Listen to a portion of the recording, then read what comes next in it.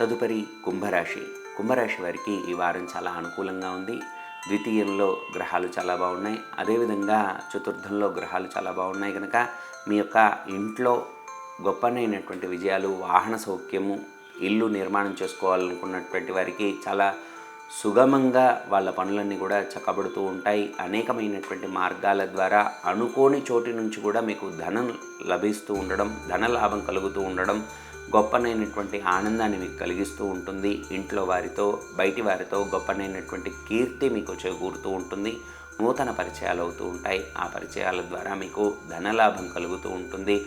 వాహన సౌఖ్యాన్ని పొందుతారు. అలాగే సంతాన సౌఖ్యం కూడా మీకు కలుగుతూ ఉంటుంది.